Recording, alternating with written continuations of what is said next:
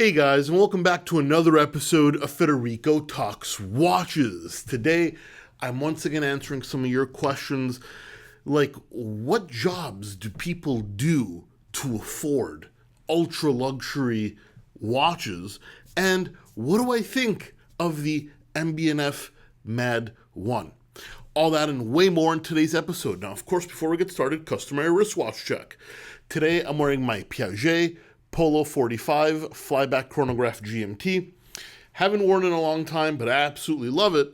And also, guys, don't forget to check out DelReyWatch.com. Some very cool watches came in, including this Omega Seamaster Diver, full ceramic, beautiful example, least expensive one in the United States. You're not going to get a better deal.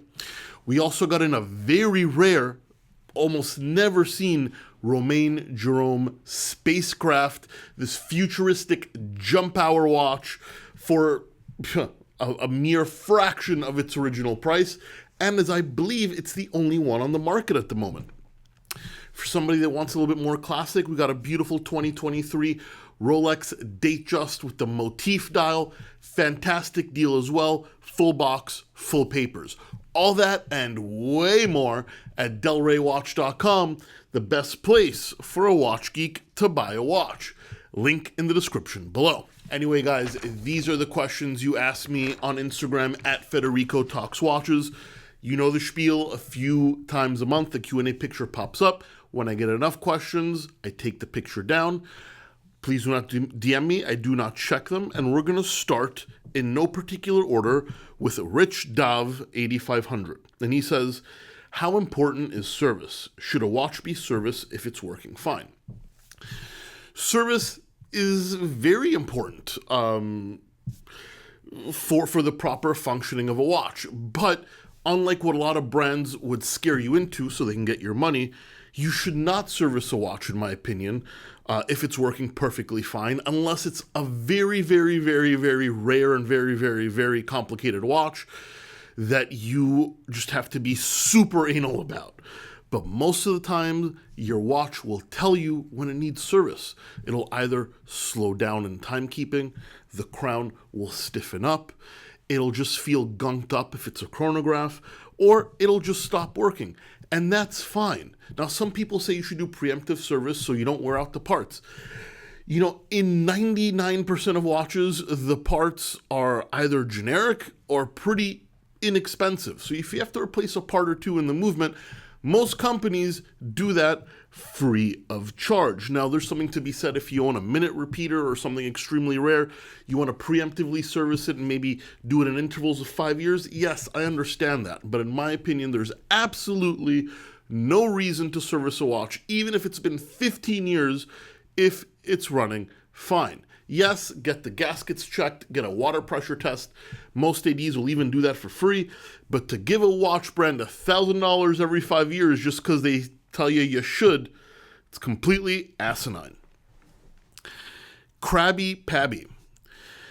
Fed, for those you've seen buy ultra luxury watches, higher priced than 50 grand USD, what industry do they usually work in? Well, Krabby, this is a fantastic question. Now, the truth is we don't poll our customers. Like, we don't ask, where do you work or what do you do? But I have become friends with a few customers over the years from my retail days all the way to me owning Del Rey Watch. I do know a few of them, and I've realized there are two very predominant fields that they tend to work in.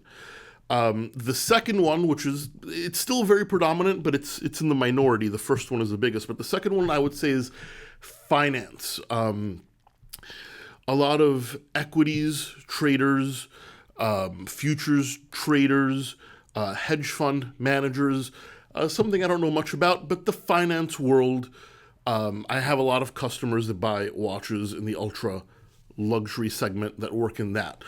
But the predominant one, and I can only speak for me, I can't speak for the demographic as a whole, but the predominant one is just business owners, people that are not employees. They don't work for anybody else.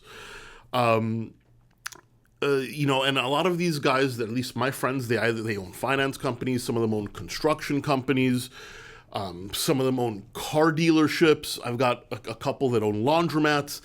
The thing is, it's not necessarily the field they work in, but it's generally people that own their own business, at least based on my customers, that buy in this price point. It's business owners. And then, as I said, a very far second is finance guys. Now, have I had a doctor or a lawyer or a police officer buy a very expensive watch from me? Yes, of course I have. And you can too if you do any other job.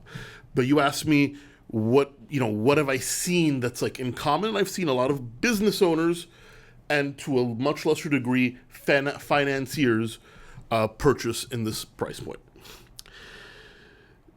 CPTN or Captain Winky says, do you have any friendships or relationships with watch creators besides your old business partner, John?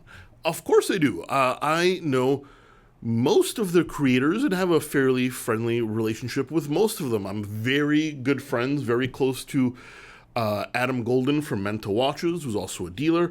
I've known Roman Scharf for years.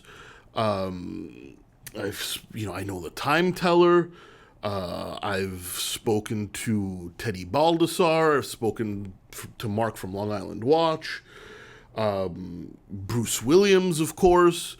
And I'm missing a few, but I would say I know not all of them, but the majority of them to some extent or another. I'm not super close to any of them in particular. I mean, we all kind of stay in our own lane. I mean, I am very good friends with Adam Golden. He's kind of a neighbor of mine as well, and I see him more often. But yeah, I have a friendly relationship with most of the creators in the space. Authentic CN. Hey Fed, Tang or Deployant? That's the question. This is interesting because both can be great. I can tell you a few years ago, or when I started in the space, I would always say Deployant. It looks cool. It's convenient. It seemed like a no-brainer feature. But the more I've worn watches, I've come to realize that Deployants don't always fit well and can actually be quite uncomfortable. Significantly more often than a Tang buckle. Now, while a perfect Deployant is truly a thing of magic, I'm going to have to give the thumbs up to the Tang buckle because more often than not, it does the job more comfortably, with less hassle, and it just works. And last but not least, Swain Matt. Hey Fed, longtime watcher. Thank you, brother. What are your thoughts on the new Mad 1S? Were you tempted to enter the raffle? So kind of interesting. I won the raffle for the first Mad 1 that came out. The new Mad 1S, I haven't entered the raffle because I don't want to own another one. But I really, really do like it. Thinner profile, which is fantastic. Generally the original Mad was quite thick, and that's fine because it wasn't really a normal watch. It's kind of like a piece of engineering art. But the Mad 1S looks a lot more wearable. I like the color scheme. I think having something built by MB&F is a true privilege. I'm a big fan, and I do think this is probably the most wearable edition of the Mad editions. I've not entered the raffle. Anyway, guys, that's it for me today. If you enjoyed this video, please give it a thumbs up. It really does help. Don't forget to subscribe so you don't miss any more content. And of course, I will catch you in the next one. Take care.